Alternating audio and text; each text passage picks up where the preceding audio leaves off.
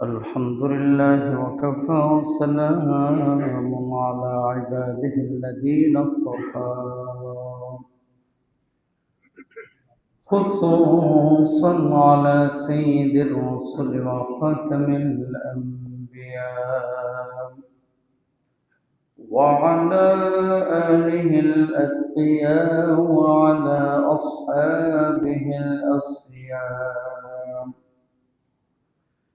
ونشهد أن لا إله إلا الله وحده لا شريك له ونشهد أن محمدا عبده ورسوله أما بعد فأعوذ بالله من الشيطان الرجيم بسم الله الرحمن الرحيم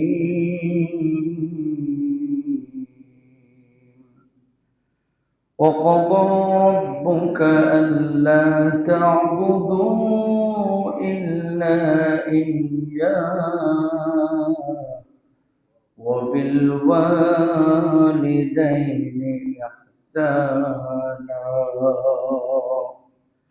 صدق الله العظيم. وقال النبي صلى الله عليه وسلم الجنة تحت أقدام الأمهات. وقال تعالى في شأن حبيبه إن الله وملائكته يصلون على النبي يا أيها الذين آمنوا صلوا عليه وسلموا تسليما. اللهم سيدنا مولانا محمد وعلى آله مولانا محمد لا إله إلا الله لا إله إلا الله لا إله إلا الله لا إله إلا الله لا إله إلا الله لا إله إلا الله لا إله إلا الله محمد رسول الله صلى الله عليه وسلم. মুআজ্জাজ মুকাররম আমার কলিজার টুকরা প্রাণ প্রিয় ভালোবাসার হৃদয়ের মায়ার সম্মানিত মুসল্লিয়ান ইকরাম, আল্লাহ সুবহানাহু ওয়া তাআলা এই গুরুত্বপূর্ণ সময়ে আপনাকে আমাকে জুমার সালাত আদায়ের নিমিত্তে সবার আগে মসজিদে একত্রিত করেছেন, একত্রিত হওয়ার তৌফিক দান করেছেন। এজন্য কালিমাতুশ শুকর আদায় করে হৃদয় মন জবানকে উজাড় করে সমস্বরে সবাই একবার বলি আলহামদুলিল্লাহ। আপনারা সবাই কেমন আছেন? আল্লাহ সুবহানাহু ওয়া তাআলা আপনাদের সবাইকে ভালো রাখুন, সুস্থ রাখুন, নিরাপদে রাখুন। আমি আন্তরিকভাবে আপনাদের জন্য দোয়া করি, আমার জন্য আমরা দোয়া করবেন, আপনারা দোয়া করবেন। বলেন ফি আমানিল্লাহ। প্রিয় ভাইরা আমার, সবাই ব্যস্ত, দুনিয়াতে এমন ব্যস্ত আমরা হয়ে গেছি যে দুনিয়ার পেছনে ছুটতে ছুটতে ছুটতে ছুটতে আমাদের মূল বা শেকড়টাই আমরা ভুলে গেছি। কেমন? নামাজ পড়া ফরজ নাকি সুন্নত? এই যে জুমা যারা পড়তে এসেছেন, এটা ফরজ না সুন্নত? মাশাআল্লাহ, এটা আপনারাই বলছেন ফরজ, আসলেও ফরজ। রোজা করা, হজ করা, যাকাত দেওয়া, যেমনই ভাবে আল্লাহ রাব্বুল আলামিন নামাজ, রোজা, হজ, যাকাত এগুলোকে ফরজ করেছেন, আল্লাহ সুবহানাহু ওয়া তাআলা বাপ মার খেদমত করাকে তেমনই ফরজ করে দিয়েছেন। জোরে বলে সুবহানাল্লাহ। কার খেদমত? বাপ মার। আজকের টপিকটা বা আলোচনাটা আমি পুরো সপ্তাহ কিন্তু অবজার্ভ করি যে বাংলাদেশে কোথায় কি হচ্ছে না হচ্ছে। যখন দেখি কোনো ইস্যু জাতীয়ভাবে ছড়িয়ে পড়েছে এবং সচেতনতার জন্য, জাতিকে সতর্ক করার জন্য কোরআন এবং সুন্নাহের মেসেজ, দিক নির্দেশনা তুলে ধরা দরকার, তখন আমি সেই টপিকটা আপনাদের সামনে আজকে থেকে না, গত 8 বছর ধরে তুলে ধরছি, মাঝখানে 1 বছর ছাড়া। কেন? শরীরে ক্ষত যদি হয় বগলের নিচে, মলম কিন্তু ওখানে লাগাইতে হবে। রানের চিপায় মলম লাগায় কিন্তু বগলের নিচের ক্ষত ভালো করা যাবে না। মাথায় হয়েছে ফোড়া, আপনি আঙ্গুলের কোনা থেকে একটু কাটে ফেললেন, ফোড়া ভালো হবে? ওষুধ সেখানেই দিতে হবে, রোগ যেখানে, মেডিসিন সেখানেই লাগাইতে হবে, মলম সেখানেই দিতে হবে যেখানে ঘাটা আছে, ক্ষতটা আছে। এখন মনে করেন সম্প্রতি আপনারা দেখলেন যে কোথায়, মোহাম্মদপুরে না মিরপুরে, মিরপুরে গরুর গোয়ালের চেয়ে সুন্দর, বাড়ির বিল্ডিং ঠিক আছে কিন্তু ভেতরের পরিবেশ এটা গোয়ালের চাইতেও খারাপ, গরুর গোয়ালের চাইতে সুন্দর। এরকম একটা পরিবেশে, এরকম একটা পরিস্থিতিতে একজন মা যখন মারা যায়, যে ছেলে বুয়েটের শিক্ষক, আর এক ছেলে সচিব, আর একজন শিক্ষিত, আর একজন কানাডায় থাকে, আর একজন মনে করেন শিক্ষিকা, এরকম সিচুয়েশনে যখন একটা ঘটনা ঘটে, এটা একটা ঘটনা না, মিডিয়ায় একটা এসেছে, এরকম হাজার হাজার ঘটনা আড়ালে ঘটছে। কথা বলেন। আজকে চাচি হয়েছে, যিনি মারা গিয়েছেন, আল্লাহ মাফ করে দেন, আমিন বলেন। কালকে আপনার পরিস্থিতি অপেক্ষা করছে এরকম। কথা বলেন না। বাংলাদেশে সবচেয়ে বেশি বিজনেস চলে কিসে জানেন? মেডিসিনের। কিসের? একমাত্র উপাদান, একমাত্র বস্তু, একমাত্র খাবার যেটার জন্য পৃথিবীর কোনো মানুষ, বাংলাদেশ বলেন বাইরের বলেন, কেউ দাম জিজ্ঞেস করে না যে ভাই এটার দাম কত, দাম দর করে আলু পটলের মতো না। মেডিসিনটা আপনি কিনছেন, দোকানদার কিনছে, তার কাছ থেকে আপনি নিয়ে চলে আসছেন। এখন 12 টাকার মেডিসিন 14 নিল না 1400 নিল, এটা একান্তই সে জানে আর আল্লাহ জানে, আপনার কিন্তু কোনো আইডিয়া নেই। এই বাংলাদেশের মানুষের একটা টেন্ডেন্সি হয়ে গেছে, টাকা কামাচ্ছি, টাকা জমাচ্ছি, বুড়ো বয়সে অসুস্থ হব, ডাক্তার দেখবে, ফার্মেসিওয়ালারা দেখবে, মেডিসিন আমি খাবো। মানে এক কথায় আপনি যে 1-1.5 কোটি টাকা বা 1 লাখ টাকা, 2 লাখ টাকা, 10 লাখ টাকা যারা জমাচ্ছেন, এটা সবার একটা টেন্ডেন্সি, শেষ বয়সের সঞ্চয়, যাতে করে আমি চলতে ফিরতে পারি। কথা বলেন না। ইউরোপিয়ানরা কেন টাকা জমায় না? আমেরিকানরা কেন টাকা জমায় না? ইংল্যান্ডের মানুষ কেন টাকা জমায় না জানেন? ওরা টাকা জমায় না একটাই কারণ, ওদের কিন্তু কোনো টাকা জমা নাই। আমাদের বেতন হয় মাস শেষে, ওদের বেতন হয় প্রতি শুক্রবার, শনি রবি যেহেতু ছুটি। শুক্রবারে যে বেতনটা পাই, এটা যায় বারে অথবা মদখানায়, মানে ওই যে কি বলে এটা, বারে গিয়া অথবা পতিতালয়ে গিয়ে অথবা শরাবখানায় গিয়া, যেখানে খুশি ওদের। ওই শুক্রবার বেতনটা পাওয়ার সাথে সাথে সন্ধ্যার মধ্যে ওই জায়গা মতো যাবে, যাওয়ার পরে পাপ করুক, আকাজ করুক, ভালো কাজ করুক, কুকাজ করুক, খাক ডাক র্যান্ডাম ভর্তি করে ওই রাত্রি শেষ করে আসে। কথা বুঝেন নাই? পুরো মাসের খরচ, পুরো সপ্তাহের খরচটা ওই দিনই শেষ। কেন? এদের টেন্ডেন্সি হচ্ছে বুড়া হওয়া যাওয়ার পরে আমরা চালাইবে সরকার, আমার কি, বুঝলেন? এই জন্য ওরা নিজেকে সঁপে দিয়েছে সরকারের উপরে, যে আমি বুড়া হলে দেখবা তোমার দায়িত্ব, আমার চিকিৎসা কি হবে, আমার খাওয়া কি হবে, আমার সেবা যত্ন কে করবে, এটার দায়িত্ব তোমার, এটার দায়িত্ব আমার না। যে কারণে এরা কোনো টাকা পয়সা জমায় না। বাংলাদেশের মানুষের টেন্ডেন্সি হচ্ছে যে আমি বুড়া হয়ে যাওয়ার পরে, মুরব্বী হয়ে যাওয়ার পরে আমাকে দেখবে কে, এজন্য কিছু টাকা জমায়, অথবা একটা বিল্ডিং করে ভাড়া বাসায়, যাতে করে অন্তত ভাড়াটা তুলে নিজের এই বার্ধক্যের সময়টাকে 10, 15, 20 বছর যাই হোক আমি যেন কাটায় দিতে পারি। কিন্তু বাস্তবতা হচ্ছে কি জানেন? টাকা দিয়ে সব প্রয়োজন কিন্তু মেটানো যায় না, ঠিক না? টাকা দিয়ে যদি সব প্রয়োজন মেটানো যায়, তো আপনার বাপ মা প্যারালাইজড হয়েছে, আজকে আপনি বিজ্ঞপ্তি দেন যে আপনার বাপ মার খেদমতের লাগে কাজের বুয়া লাগবে, থালা ধুইতে রাজি আছে, ঘর মুছতে রাজি আছে, কাপড় ধুইতে রাজি আছে, প্যারালাইজড কোন রোগীর খেদমত কোন কাজের বুয়াও কিন্তু করতে চায় না, কারণ হাগামতা করে। প্যাম্পাস দিতে হবে, কাপড় দিতে হবে, এগুলো ওয়ার্ড কাজ। কিন্তু ইউরোপ আমেরিকায় কি হয়, প্রত্যেকটা বুড়ো মানুষের জন্য অন্তত একজন হোক দুইজন হোক কেয়ার ওয়ার্কার আছে, কেয়ারার আছে, যাদের কাজই হচ্ছে এগুলো করা। আর এই কাজগুলো কারা করে? বাংলাদেশি, ভারত আর পাকিস্তানের লোকরা।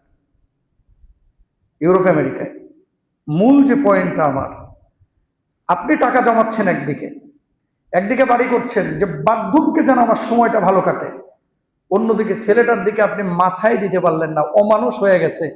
ছেলে বুয়েটের ইঞ্জিনিয়ার হবে, ছেলে ঢাকা বিশ্ববিদ্যালয়ের টিচার হবে, ছেলে বড় পয়সাওয়ালা হবে, চেয়ারম্যান হবে, এমপি হবে, আর আপনাকে কুকুরের মতো দেশ থেকে বিদায় নেওয়া লাগবে, দুনিয়া থেকে বিদায় নেওয়া লাগবে। কথা বলেন ঠিক? এই জন্য আমি যে পয়েন্ট আজকের আলোচনা, শিক্ষিত না, আগে ছেলেকে মানুষ বানান। শিক্ষিত না, কি বানান? জোরে বলেন কি? এই ভয়েই কিন্তু আমার ছেলেগুলোকে ইংল্যান্ড থেকে আমি বাংলাদেশে নিয়ে আসছি, একটা ভয়। দিন দিন যদি কোনো সন্তানের মধ্যে থাকে, ওই ছেলে কি কখনো বাপ মাকে ফেলবে? দিন যদি থাকে, ওই মেয়ে কি বাপ মাকে ফেলবে? কখনো না, কখনো না। চ্যালেঞ্জ করলাম আজকে মসজিদের এই মেম্বার থেকে, রামানি সাহেব, আমি নিজে বলছি আপনাদের সামনে, যান ঢাকার বড় বড় আগারগাঁওয়ের ওই বৃদ্ধাশ্রম গুলোতে একজন বক্তার বাপমা, আলেমের বাপমা, খতিবের বাপমাকে পাবেন না, হাজার হাজার ডাক্তার ইঞ্জিনিয়ারের বাপমাকে পাবেন। কেন? আপনারা যেমনটা জানেন যে নামাজ পড়া ফরজ, হুজুর জানে বাপমার খেদমত করা তেমনি ফরজ। আমিও মানুষ, আপনারাও মানুষ। আমি তো ভাই মিলিয়নিয়র বিলিয়নিয়র না, কোটিপতি না। কই, আমি তো আমার বাপ মাকে নিয়ে কাড়াকাড়ি করি যে আব্বা তুমি আমার বাসায় থাকো, আম্মা তুমি আমার বাসায় থাকো। আপনি কেন কাড়াকাড়ি করেন না? অনেক ভাইরা আছে খালি ধাক্কায়া বাপ মাকে আর এক ঘরে পাঠাইতে চায়, আমার বউ ভালো না। কথা কন না কেন? আমার বউ ভালো না, এক কথাই জবাব। কি হয়েছে বউ? বউ আপনার খেদমত করে না। আপনার বউয়ের উপরে বাপমার খেদমত ফরজ না, আপনার উপরে ফরজ। বউ খেদমত করবে না, বউকে বলেন তুমি যদি খেদমত করতে না পারো আর এক পিস নিয়ে আসবো। কথা কন না কেন? তুমি খেদমত করতে পারবে না, আর এক পিস নিয়ে আসবো, সমস্যা কোথায়? আমি বহু বিবাহে বা একাধিক বিবাহের দিকে আমি যাইতে চাচ্ছি না। আমি যেটা বলতে চাচ্ছি, শ্বশুর শাশুড়িকেও যেমন ইজ্জত আপনার করতে হবে, আপনার বাপ মার ইজ্জত সম্মান খেদমত কিন্তু আপনাকে করতে হবে। এটা কিন্তু আপনার উপর ওয়াজিব না, এটা আপনার উপরে ফরজ। জোরে বলেন কে? জোরে বলেন কে? এবার আসেন মূল পয়েন্ট। আল্লাহ রাব্বুল আলামিন কি বলছেন? রাব্বুল আলামিন বলছেন, ওয়া কাদা রাব্বুকা আল্লা তা'বুদু ইল্লা ইয়্যাহু ওয়া বিল ওয়ালিদাইনি ইহসানা। রাব্বুল আলামিন আদেশ করলেন, বাপ মার সাথে সদাচরণ করো। এক জায়গায় না, দুই জায়গায় না, তিন জায়গায় না, বহু জায়গায় আল্লাহ রাব্বুল আলামিন বলছেন, ওয়াবুদুল্লাহ ওয়া লা তুশরিকু বিহি ওয়া বিল ওয়ালিদাইনি ইহসানা। আল্লাহর ইবাদত করো, আল্লাহর সঙ্গে কাউকে শরীক করো না, আর বাপ মার সঙ্গে সদাচরণ করো। কলিজার টুকরা ভাইয়েরা আমার, নামাজ পড়াকে যে আল্লাহ রাব্বুল আলামিন ফরজ করেছেন, রোজা করাকে যে আল্লাহ রাব্বুল আলামিন ফরজ করেছেন, হজ করাকে যে আল্লাহ রাব্বুল আলামিন ফরজ করেছেন, যাকাত দেওয়াকে যে আল্লাহ ফরজ করেছেন, বাপ মার খেদমত করাকে সে আল্লাহ রাব্বুল আলামিন ফরজ করে দিয়েছেন। জোরে বলেন সুবহানাল্লাহ। কলিজার টুকরা ভাইরা আমার, মা বড় দামি সম্পদ, বাপ বড় দামি সম্পদ। হুজুরকে আপনি 2000, 3000 টাকা, 50,000 টাকা দিয়ে আপনি দোয়া চাইতে পারেন যে হুজুর আমার জন্য দোয়া করেন, আমার বাপ মার জন্য দোয়া করেন। পীর সাহেবকে দিতে পারেন, আলেমকে, খতিবকে, বক্তাকে দিতে পারেন। বক্তা, খতিব, ইমাম, মুয়াজ্জিন, আলেম আপনার জন্য দোয়া করবে। দোয়া কবুল হবে কি হবে না গ্যারান্টি নাই, কিন্তু কোন সন্তানের জন্য বাপ মা যদি দোয়া করে, আমার নবী বলছে 100% সেই দোয়া কবুল হয়। সুতরাং বাপ মা দোয়ার ভান্ডার। দোয়া চাইতে হলে, দোয়া করতে হলে মা ঝরে না, বাপ মার কাছে যা। কোথায় যেতে হবে? এই পৃথিবীর বুকে যারাই বড় হয়েছে, বাপ মার দোয়া ছাড়া কেউ বড় হয়। কথা বলেন না? ইংল্যান্ডের একজন ধনী পাইছিলাম, নাম বললে অনেকে চিনবেন। এই ভদ্রলোক এক মজলিসে একবার বাংলা টাকায় 25 লাখ টাকা দান করেছে। আবার আর এক মজলিসে দেখলাম 30 লাখ। আবার আর এক মজলিসে বললো যে আপনারা সবাই মিলে যা দান করবেন, যদি 2 কোটি হয়, সবাই মিলে ধরেন দিয়েছেন 2 কোটি, অথবা সবাই মিলে 20 কোটি দিয়েছেন, আমি একা দেবো 20 কোটি। আল্লাহু আকবার। বুঝছেন নি কথা? যে গোটা মসজিদের মানুষ মিলে আপনারা যা দিবেন, আমি একা তা দিব, এরকম ঘোষণা করছে। পরে কয়েক কোটি না, প্রায় আমি শুনেছিলাম 26 না 27 কোটি টাকা সবাই মিলে দান করেছে। উনি বলছে 26 আপনারা দিলেন, যান আমি 26 দিয়ে দিলাম। এই ভদ্রলোককে জিজ্ঞেস করা হয়েছিল, হুজুর ভাইজান, আপনার মতো শিক্ষিত মানুষ তো অনেকেই আছে, কিন্তু এই যে আপনার উত্থান, আল্লাহ যে এত বড় পয়সাওয়ালা আপনারা বানাইছে, এটার পেছনে কারণটা কি? এক বাক্যে জবাব দিয়েছিলেন, এটার পেছনে আমার আল্লাহর দয়া আর মায়ের দোয়া। আমার আল্লাহর দয়া, মায়ের দোয়া। প্রিয় ভাইরা আমার, রব্বুল আলামিন পবিত্র কোরআনুল কারীমের সূরা লুকমানের মধ্যে বলছেন, ওয়াসাইনাল ইনসানা বিওয়ালিদাইহি হামালাতহু উম্মুহু ওয়াহানান আলা ওয়াহান ওয়া ফিসালুহু ফি আমাইন আনিশকুর লি ওয়া লিওয়ালিদাইহি। রব্বুল আলামিন বলছেন, তোমার মা তোমার জন্য যন্ত্রণার পরে যন্ত্রণা, কষ্টের উপরে কষ্ট সহ্য করেছে। যে মা কষ্টের উপরে কষ্ট সহ্য করলো, যন্ত্রণার উপরে যন্ত্রণা সহ্য করলো, সেই মারে কষ্ট দিও না, সেই মারে কষ্ট দিও না, সেই মাকে কষ্ট দিও না। আবার নবী বলছেন, আল জান্নাতু তাহতা আকদামিল উম্মাহাত, মায়ের পায়ের নিচে সন্তানের বেহেশত। কোন মা যদি সন্তানের উপরে সন্তুষ্ট থাকে, আমার আল্লাহ রাব্বুল আলামিন সন্তুষ্ট হয়ে যান। কোন বাবা যদি সন্তানের উপরে সন্তুষ্ট থাকে, আমার আল্লাহ রাব্বুল আলামিন সেই সন্তানের উপরে সন্তুষ্ট হয়ে যান। আর আমার আল্লাহ রাব্বুল আলামিন ওই সন্তানকে মাফ করে জান্নাতে দাখিল করেন। জোরে বলেন সুবহানাল্লাহ। ঈদের ছুটি কাটায় আসলাম, মার ভালোবাসাটা কি! আল্লাহু আকবার। ফজরের সময় পৌঁছায়, কি মাহফিলের সিজন আর কি! এখন সবাই ঘুমাচ্ছে নামাজের পরে, মাকে যেয়ে দেখি ঠিকই গেটের সামনে দাঁড়ায় আছে, ফোন না দিয়ে। না জানি ফজরের পরেই তো আসে, কোন সময় সে হাজির হয়। আমার বাজানটারে আমি প্রথম পলকে দেখবো। আল্লাহু আকবার। এটা শুধু আমার মা না, আপনার মাও। এর নাম মা। ছোটবেলায় একসময় আইসক্রিম পাইতেন না, নারিকেলি আইসক্রিম। আইসক্রিমের মধ্যে কি নারকেল দেওয়া। 80-র দশকে, 90-এর দশকের কথা বলছে। 25 পয়সা করে নিত, 30 পয়সা, 50 পয়সা করে নিত। আমি বসে আছি, ওই আইসক্রিম এখন উত্তরবঙ্গে পাওয়া যায়, দামটা বাড়ছে মাত্র 10 টাকা। কত? 10 টাকা। ছেলে ইংল্যান্ড ঘুরলো, আমেরিকা ঘুরলো, ইউরোপ ঘুরলো, মিডিল ইস্ট তো একেবারে গুলিস্তান যাত্রাবাড়ির মতো, যখন ইচ্ছা তখনই যাইতে পারি। আলহামদুলিল্লাহ, আল্লাহ তো সামর্থ্য দিয়েছে, দেন নাই? টুমটুম করে দেখতেছে আইসক্রিম, নারকেলি আইসক্রিম, লিবেন নারকেলি আইসক্রিম, লিবেন নারকেলি আইসক্রিম, হাঁক মারতেছে বাইরে থেকে। আমি 2 তলা থেকে দেখলাম যাচ্ছে। আমার ভাগিনাকে আম্মা পাঠাইছে যে দৌড় দিয়ে নিয়ে 11টা আইসক্রিম। কয়টা? 11টা। মার মাথায় কিন্তু এটা নাই, ছেলে আমার বড় হয়ে গেছে। ওই যে ছোটবেলায় নারকেলি আইসক্রিম খাইতাম, এই জন্য এই বৃদ্ধা মা নারকেলি আইসক্রিম নিয়ে আসার জন্য ভাগিনাকে দৌড় দিয়ে পাঠিয়ে দিয়েছেন। এর নাম মা। কথা বলেন না কেন? এটা আমার গল্প বলতেছি না, প্রত্যেকটা সন্তানের চিত্র কিন্তু একই, সবার মা কিন্তু একই রকম। আইসক্রিম নিয়ে আসা হলো, আম্মা এটা কি করলেন আপনি? তুই যে পছন্দ করতিস সেজন্য নিয়ে আসলাম 10 টাকার আইসক্রিম। ওটা 10 টাকার। এখন এই যে আইসক্রিম খাচ্ছি, দেখে আম্মাও খাচ্ছে, ভাগিনাও খাচ্ছে, আমার ছেলে 2টাও খাচ্ছে, আমার বউও খাচ্ছে, আমার মানে বোনও খাচ্ছে। এই যে সবাই মিলে আইসক্রিমটা খাচ্ছে, পৃথিবীর সুখ কিন্তু এই জায়গাগুলোতে। কথা বলেন না কেন? হয়তোবা আমি দুবাইয়ের বুর্জ খলিফা, এই বুর্জ আরবে নিয়ে যেতে পারি নাই, সৌদি আরবের দামি কোনো রেস্টুরেন্টে। বিশ্বাস করেন, কক্সবাজার বলেন আর ঢাকার শেরাটন ওয়েস্টিন বলেন, বড় রেস্টুরেন্টে খাওয়ার চাইতে এই 10 টাকার আইসক্রিমের মধ্যে যে মায়া, মমতা, ভালোবাসা, পৃথিবীর কোনো খাবারে এই ভালোবাসা নাই। কথা বলেন।